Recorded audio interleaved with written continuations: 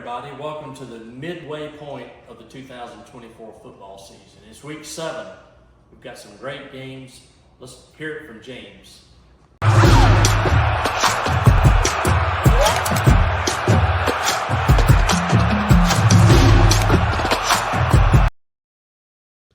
What's going on, everyone? I'm James Coleman. I'm with Greg McGarity, and this is the TaxSlayer Gator Drive to Selection presented by Toyota, where each and every week we go over the previous week of college football and the current week that's coming up as it relates to the TaxSlayer Gator Bowl played in primetime on January 2nd here in Jacksonville, Florida. Currently, Jacksonville, Florida, and the entire state of Florida is trying to not be swept off of the map or turned into Atlantis with all of this rain. For those who are listening to us in the Tampa area, hope you guys are okay, or actually anywhere in Florida, hope you guys are okay and hope you're recovering. But there will be a lot of good college football this weekend to be able to help you. But before we go into that, let's talk about some topics and some different things that are going on. Now, this right here, I believe, and I don't know if you're aware of this, Greg, but I know your opinion would be the foremost expert in my opinion. There's athletic directors and a couple of former execs from Disney are proposing a Power 12 70-team conference. One, in any world would that, obviously money talks, in any world would that ever happen? And two, what would your opinions be on something like that? And would it really have an effect on the current bowl structure? Well, I think obviously a lot is in the details of what any merger would look like, but I think for the health of college football, you need to play group teams in the group of 5. You need to have as much flexibility as you can, because once you narrow it down, and if you had a super conference or things like that, you would have back-breaking games every week. And so I don't know about that, how that would work in a college environment.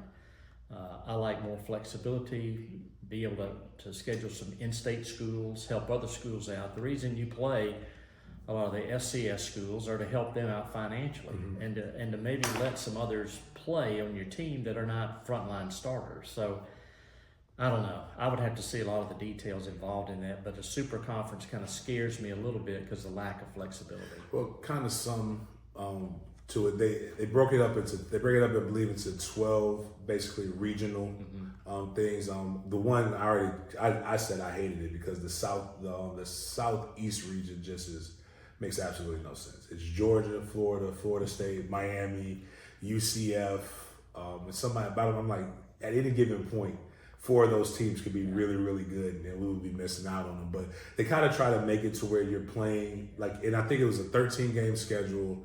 You play your conference, and then there's a couple other ones, and then if you have a certain winning record or whatever, you get 7 home games as opposed to 6.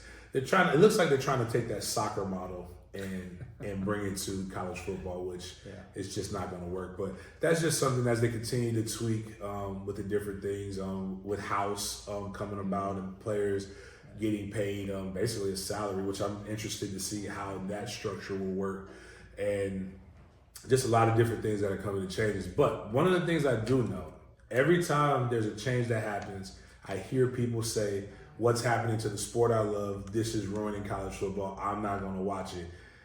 Which, if you're of that, cool.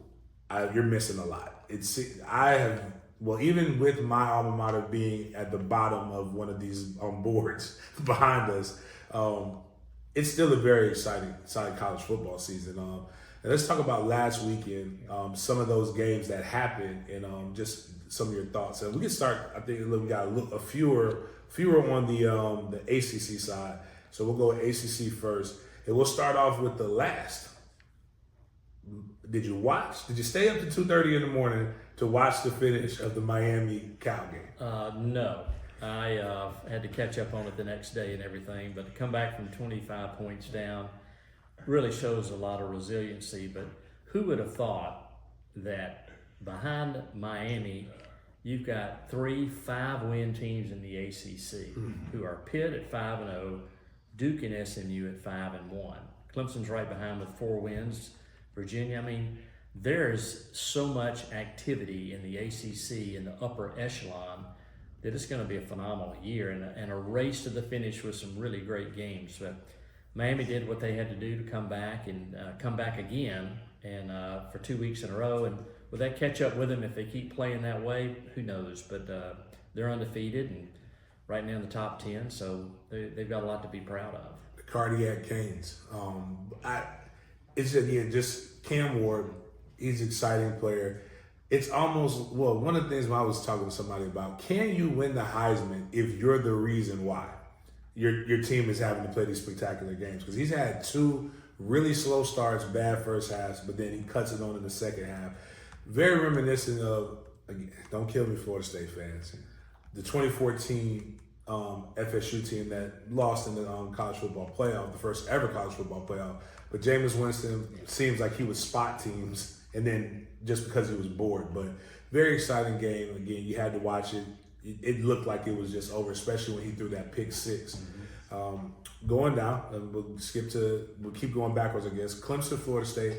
Dabo passes Bobby Bowden for all-time wins in the ACC. And FSU started the youth movement, starting Brock Glenn to try to get a spark. Defensively, Florida State got whooped, and Clemson showed that they are still one of the more dominant teams. Could have scored at will. I personally think Dabo just showed some mercy. But it was a bad game for Florida State. Yeah. Well, I think the way Clemson has bounced back after the Georgia loss is a testimony to the character and the type of kids that Dabo has on his team. And to win that many games at Clemson certainly is a great record to break, first of all.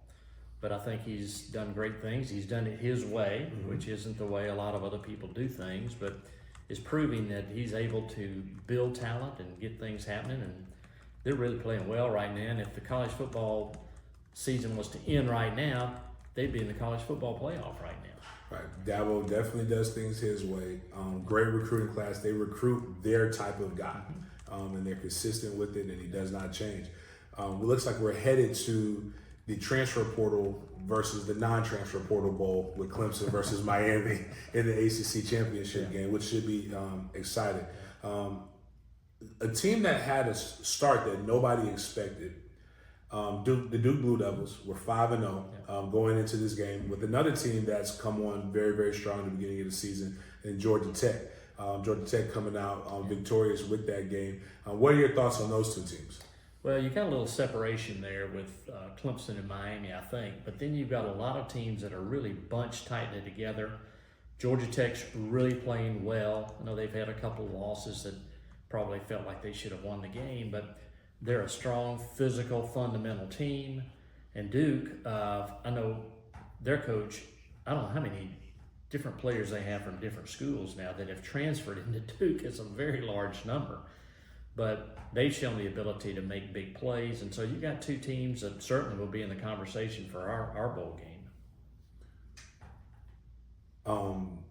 And lastly, Wake Forest, North Carolina State.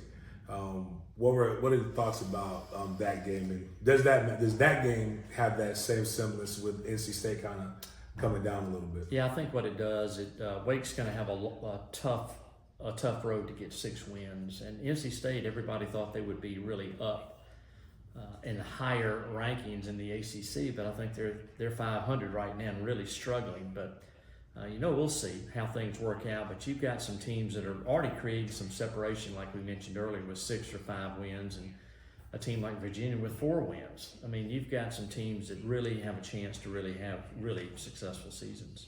All right, transitioning over to the SEC, and we talked about the ACC's parity.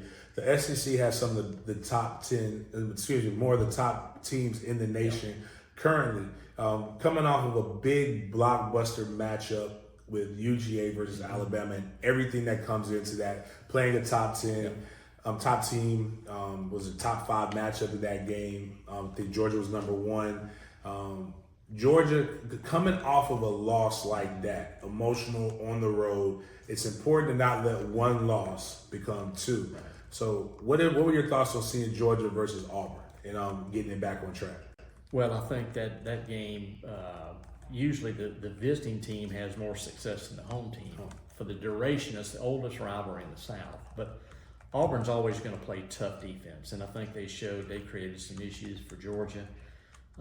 But Auburn's going to play always tough. They're having a tough year right now, 2-4, but Georgia did not let that loss to Alabama affect them that next game, even though that's all everybody wanted to talk about all week was Georgia's great second half, but still the loss to Alabama. But Kirby was able to get the guys focused. I think his kids are focused. They rebounded well and certainly had a better outcome than Alabama did.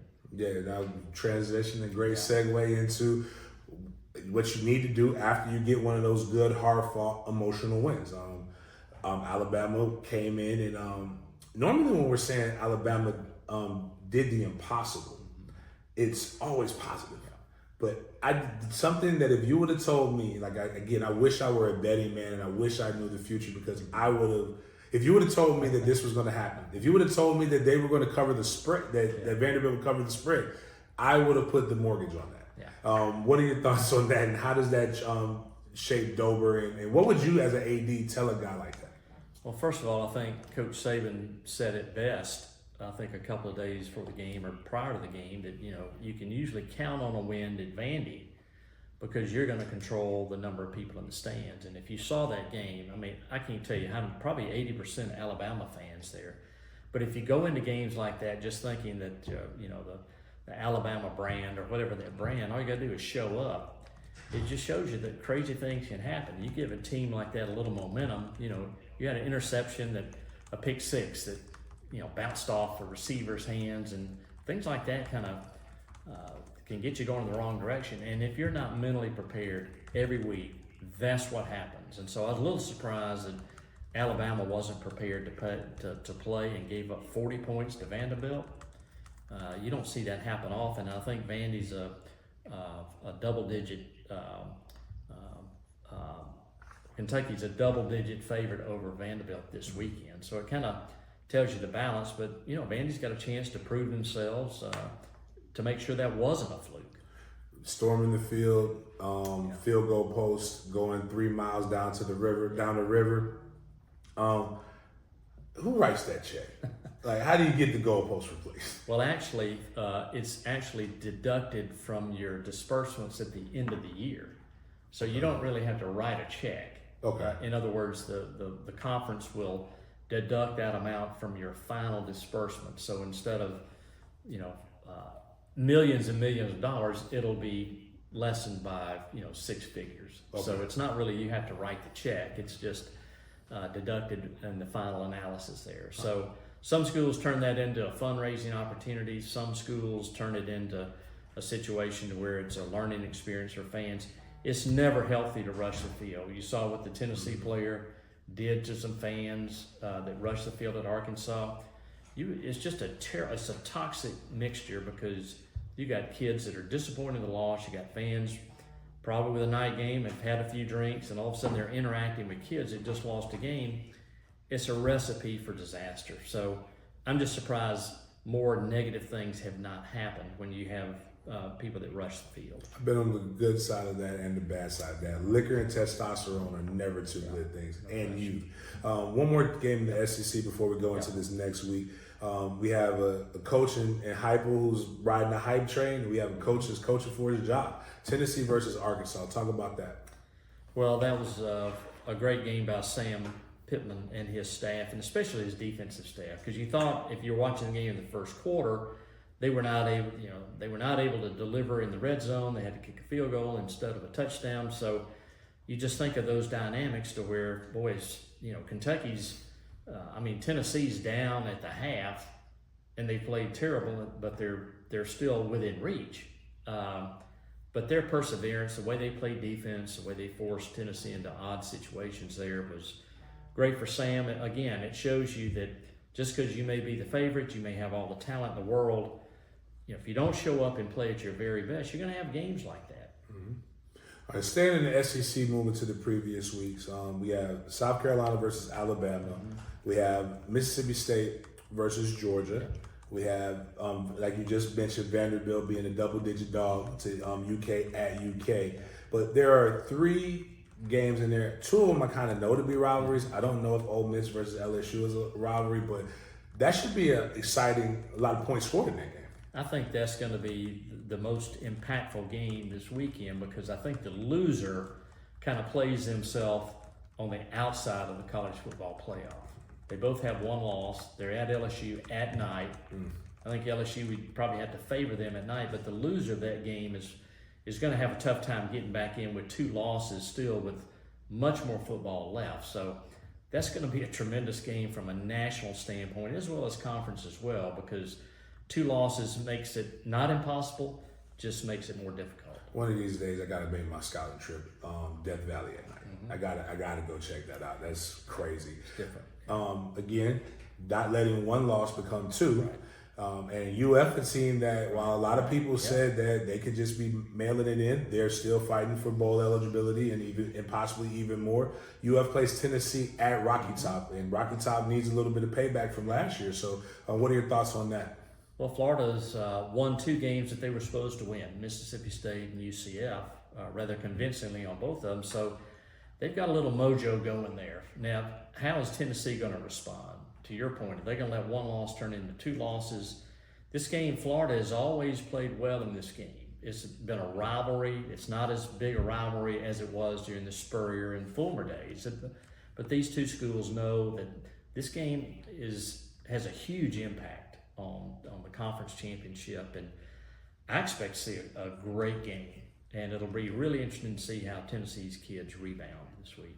And then the Red River rivalry coming to the SEC as opposed to what it's always been. So it should be obviously bigger. Oklahoma hasn't had as much success as Texas has had so far in the SEC, but still, with rivalries like this, records get thrown out the window. Well, Texas, obviously, they're going to be in the college football playoff one way or another, but for Oklahoma, it's a much bigger game for them, I think, because they're really going to fight for bowl eligibility. You know, right now, the schedule they have down the road is difficult starting with Texas. So if they want to have a 6 or 7 win season, this game certainly helps them along. But it's going to be a tough road to hoe because I think Texas has all the elements it needs to compete for a national championship. You know, how can Oklahoma's defense hurt Texas on their side of the ball? I think that's really going to be a big thing. And again, how good is Texas defense? We'll find out Saturday. Well, everybody in the ACC's got a bye week, but so we got 3 basically. We got 3 games though. You got Clemson at Wake Forest, which we should expect to be what it is. Louisville trying to figure it out with Virginia, but the game that everybody should be focused on right now, again for that second tier teams in the ACC, would be Georgia Tech versus North Carolina. You know, can UNC bounce back? You know, they've had some difficulty, and can Georgia Tech win on the road? That's a big thing to look for. You know, how can Wake Forest, can they keep that level of excitement going after they win against NC State last week against Clemson? But for Louisville and Virginia, that's going to be another game that's going to separate those 2 teams from the others. Louisville coming off a loss to SMU, 2 losses in the SEC. ACC probably knocks them out of the ACC championship game. So a lot on the line for Virginia, and they're at home in Charlottesville. So I'm dependent on Carla Williams to show that directorship as the AD at Virginia to lead them to victory. Well, I mean, again, a lot of good games out here, especially for those who are interested in the TaxSlayer Gator Bowl played in Jacksonville, Florida on January 2nd. But in general, across the nation, college football has never been more exciting. Just when you think you have it figured out, you don't know. We thought we would never see half of the top 10 lose in 1 week. We almost saw 6 of the top 10 lose, but one of those ACC teams in the Miami Hurricanes kept it true, staying undefeated and keeping their playoff hopes alive. But again, as you're preparing for the storm, as you're getting better, and you're getting your family into safety, make sure you turn on that tube on Thursday, Friday, Saturday, and check out all of the college football games, and then come back to us next week and see how those games affect us here at the TaxSlayer Gator Bowl with me and Greg McGarity and the TaxSlayer Gator Bowl Driving Selection, presented by Toyota. See you guys next time.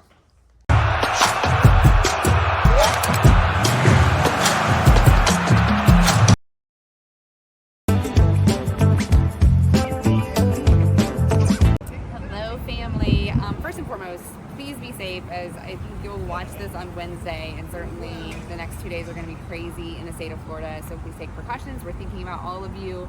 I also wanted to note the TaxSlayer Gator Bowl offices will be closed. The stadium is closed for the rest of the week. Our staff will be working remotely, so if you need something, please feel free to email or call our cell phones. But we just hope that you and your families remain safe, as we will be out of the office. And now let's talk about what's happening off the field. As you learned last week, Archie Manning's joining us. I think it's next week. If it's not the following, it's the 22nd of this month. There's a link below for you to RSVP for the Manning Zoom conversation. And then if we're talking about charities programs, there's one I want to really highlight and have you guys focus on this week, and that is our youth fundraising program. So we get calls all the time from you about how can my kids raise money, can I sell the tickets, whatever. This is the solution to those questions. This program is made for youth exclusively. They can be in school, it can be soccer teams or baseball teams. It just needs to be a youth organization that's registered and can provide whatever tax documentation Robert needs. Here's how it works. It's free to the organization. They just have to register by the end of this month. So October 30th is the deadline for registration. They sell a $50 ticket for half price. The ticket to the consumer is $25. And then the organization keeps $15 of every ticket sold. So if you compare that to candy or whatever you may be selling at your school, the profit margin is tremendously higher. There is no minimum. So you can sell one ticket or 100 tickets. We don't care. We want you to sell the more tickets, obviously, the more money you make, but there's nothing you have to buy on the front side. It's a really, really great program for youth organizations, and of course it creates a team building experience at the end of the year at the game. So if you have more questions about that or just want to learn more, talk to one of us, you can call one of us, but also below we have included a link for more information, and you can register for the program there. Again, key deadlines in that: the end of this month, registration deadline October 30th, and then the ticket sales deadline is December 1st. And so you have about 60 days left, maybe not quite that many, which is a frightening thought, but about 60 days until that program comes to an end. And we hope you guys will use that program to help the youth of Jacksonville. Again, be safe. We'll see you next week.